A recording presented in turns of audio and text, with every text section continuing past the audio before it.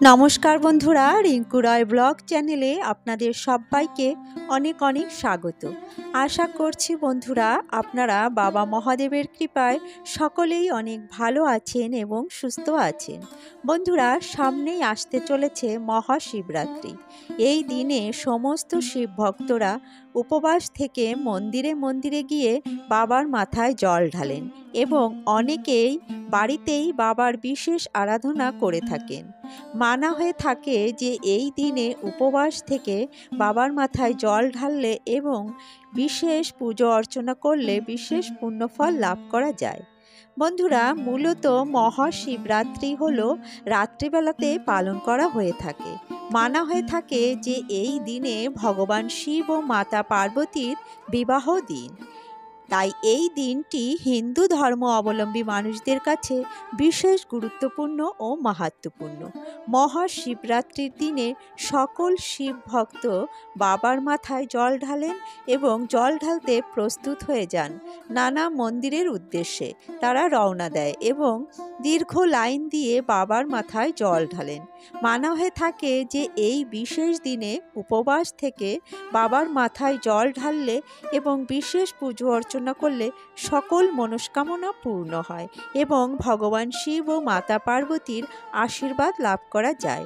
বন্ধুরা, আজকে আমরা আলোচনা করব শিবরাত্রি কবে পড়েছে, ৮ না ৯ মার্চ কবে ব্রত পালন করতে হবে, ব্রত পালনের নির্দিষ্ট সময়সূচি এবং পালনের সময়সূচি, পুজোর শুভ মুহূর্ত এবং ব্রত মাহাত্ম্য। বন্ধুরা, এছাড়া এই পবিত্র ও পূর্ণ দিনে কয়েকটি বিশেষ কাজ করতে পারলে মহাশিবরাত্রির সমস্ত পুণ্যফল লাভ করতে পারবেন এবং এর ফলে আপনার ও আপনার পরিবারের সকলের মঙ্গল ও কল্যাণ সাধিত হবে এবং সংসারে সুখ শান্তি ও অর্থোন্নতি বৃদ্ধি পাবে।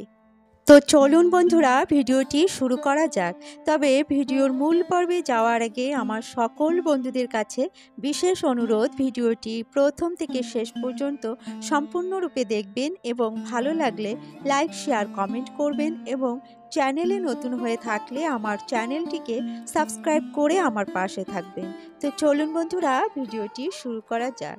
বন্ধুরা, প্রত্যেক বছর মহাশিবরাত্রির পুণ্যতিথিতে সমস্ত নিয়মনীতি মেনে সকলেই ভগবান শিবের পুজো অর্চনা করে থাকেন। এবছরে তার অন্যথা হবে না, সকলেই বাবা শিবের পুজো আরাধনা করবেন। তাই জেনে নেওয়া যাক এবছর মহাশিবরাত্রি কবে পড়েছে। প্রতি বছর ফাল্গুন মাসের কৃষ্ণপক্ষের চতুর্দশী তিথিতে মহাশিবরাত্রি পালন করা হয়ে থাকে। এবছর অর্থাৎ 2024 সালে ফাল্গুন মাসের কৃষ্ণপক্ষের চতুর্দশী তিথি পড়েছে 8ই মার্চ 2024 শুক্রবার। এই দিন মহাশিবরাত্রি পালন করা হবে। বন্ধুরা, চতুর্দশী তিথি শুরু হচ্ছে 8ই মার্চ 2024 শুক্রবার রাত 9:57 থেকে এবং চতুর্দশী তিথি থাকছে 9ই মার্চ শনিবার সন্ধে 5:17 পর্যন্ত। মহাশিবরাত্রির শুভ মুহূর্ত পড়েছে 8ই মার্চ 2024 শুক্রবার রাত 12:07 থেকে মধ্যরাত্রি 12:56 পর্যন্ত। এই দিন সকালবেলা থেকেই সর্বাত্ম সিদ্ধি যোগ রয়েছে। সর্বাত্ম সিদ্ধি যোগ রয়েছে 8ই মার্চ সকাল 6:45 থেকে সকাল 10:41 পর্যন্ত। বন্ধুরা, এছাড়া 8ই মার্চ ভোর 4:45 থেকে 9ই মার্চ সকাল 12:45 পর্যন্ত রয়েছে শিবযোগ। বন্ধুরা, মহাশিবরাত্রির পারণ সময় অর্থাৎ উপবাস ভাঙার সময় রয়েছে 9ই মার্চ সকাল 6:44 থেকে বিকেল 6:18 পর্যন্ত। বন্ধুরা, আমরা মহাশিবরাত্রি ব্রত পালনের সময়সূচি জেনে নিয়েছি। এবার আমরা জানব মহাশিবরাত্রির ব্রত মাহাত্ম্য। এই পবিত্র পূর্ণ দিনে কি কাজ করলে আমরা শিবরাত্রির সমস্ত পুণ্যফল লাভ করতে পারব এবং এই দিনে কি কাজ করলে পরিবারের মঙ্গল ও কল্যাণ সাধন হবে এবং পরিবারের সুখ শান্তি ও অর্থোন্নতি বৃদ্ধি পাবে। চলুন তা জেনে নিই। বন্ধুরা, মহাশিবরাত্রি অর্থাৎ ভগবান শিবের মহান রাত। এই দিনটি হিন্দু সনাতন ধর্মের মানুষদের কাছে অত্যন্ত পবিত্র ও মহত্বপূর্ণ একটি দিন। এই দিনটি ভগবান শিবের উদ্দেশ্যে সমর্পিত একটি দিন। এই মহাশিবরাত্রি দিনটি সমস্ত হিন্দু ধর্ম অবলম্বী মানুষদের কাছে একটি পবিত্র উৎসব, যা সমস্ত শিব ভক্তরা অত্যন্ত ভক্তি ও শ্রদ্ধার সাথে পালন করেন। বন্ধুরা, মূলত মানা হয়ে থাকে যে মহাশিবরাত্রি হল ভগবান শিব ও মাতা পার্বতীর বিবাহের দিন, তাই এই দিনটির বিশেষ গুরুত্ব ও মাহাত্ম্য রয়েছে। বিশ্বাস করা হয় যে বিবাহিত মহিলারা তাদের স্বামীর মঙ্গলের জন্য এবং কুমারী মেয়েরা ভগবান শিবের মতো বর প্রাপ্তির জন্য মহাশিবরাত্রির ব্রত ও পূজা পালন করে থাকেন। এছাড়া মহাশিবরাত্রি ব্রত নারী পুরুষ নির্বিশেষে সকলেই পালন করতে পারেন।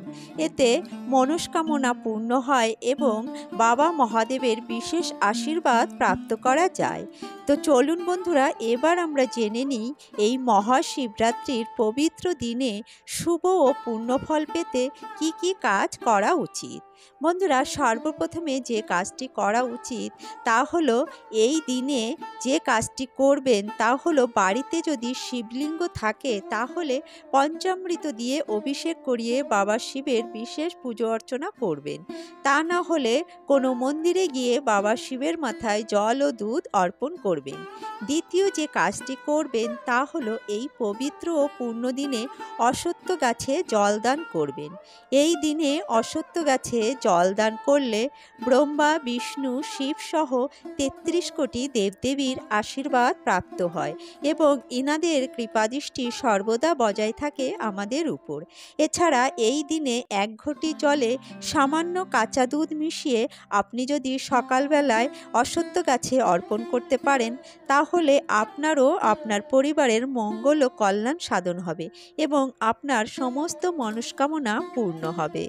বন্ধুরা, শাস্ত্রে বলা হয়েছে অশ্বত্থ গাছে সমস্ত দেবদেবীর বাস, অর্থাৎ অশ্বত্থ গাছে সমস্ত দেবদেবী বিরাজমান থাকেন, তাই একে দেববৃক্ষ বলা হয়ে থাকে। তাই এই দিনে জলদানের সাথে সাথে প্রদীপদান করলে সমস্ত দেবদেবীর আশীর্বাদ পাওয়া যায়। বন্ধুরা, এই দিনে অশ্বত্থ গাছে ঘিয়ের প্রদীপ অর্পণ করে অশ্বত্থ গাছকে ৭ বার প্রদক্ষিণ করলে সমস্ত মনস্কামনা পূর্ণ হয়। বন্ধুরা, তৃতীয়ত যে কাজটি এদিনে করবেন তা হলো গঙ্গা স্নান। বন্ধুরা, এই দিনে গঙ্গা স্নান করতে পারেন, কারণ এই দিনে গঙ্গা স্নান করলে পাপের নাশ হয়। যে কোনো পবিত্র ও শুভ দিনে গঙ্গা স্নান অত্যন্ত শুভ ও পুণ্যফল প্রদান করে। বন্ধুরা, এই দিনে গঙ্গা স্নান করলে সমস্ত পাপ কেটে যায়। তাই এই দিনে আপনারা গঙ্গা স্নান অথবা কোনো পূর্ণ নদীতে অথবা পুকুরে আপনারা স্নান করে নিতে পারেন।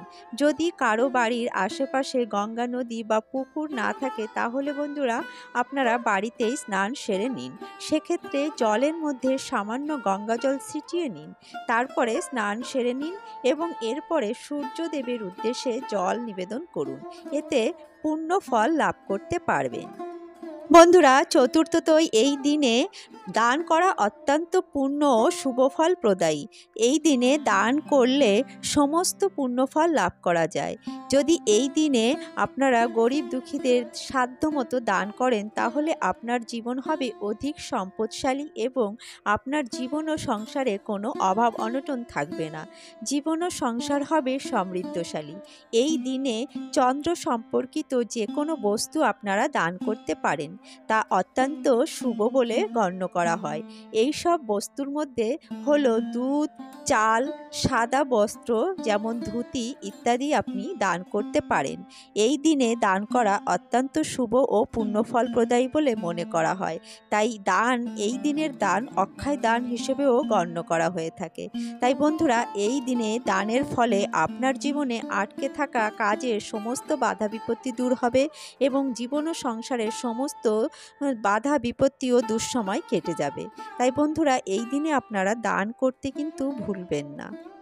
এছাড়া বন্ধুরা, এই দিনে গৌমাতাকে অবশ্যই রুটি অথবা কোনো শুদ্ধ খাবার অবশ্যই প্রদান করবেন, এতে পূর্ণ ফল লাভ করতে পারবেন। বন্ধুরা, সর্বশেষ যে কাজটি আপনারা করবেন তা হলো এদিনে পুজো করুন বা না করুন, এদিনে যে কোনো মন্দিরে গিয়ে বাবা শিবের মাথায় দুধ ও জল অর্পণ করবেন এবং একটি বেলপাতা অবশ্যই অর্পণ করবেন। এই দিনে দুধ ও জলের মধ্যে পারলে সামান্য কালো তিল মিশিয়ে নেবেন।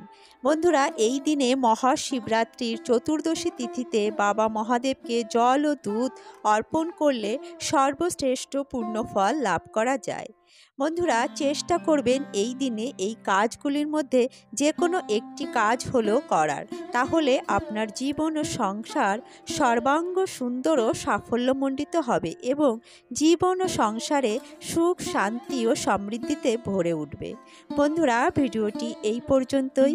ভিডিওটি কেমন লাগলো অবশ্যই একটি লাইক ও কমেন্ট করে জানাবেন এবং চ্যানেলে নতুন হয়ে থাকলে অবশ্যই আমার চ্যানেলটিকে সাবস্ক্রাইব করে আমার পাশে থাকবেন এবং মহাদেবের আশীর্বাদ পেতে অবশ্যই কমেন্টে হর হর মহাদেব লিখে কমেন্ট করবেন। বন্ধুরা, ভিডিওটি সম্পূর্ণ দেখার জন্য আপনাদের অসংখ্য ধন্যবাদ। আসছি পরবর্তী একটি নতুন ভিডিও নিয়ে। ততক্ষণে আপনারা ভালো থাকবেন, সুস্থ থাকবেন।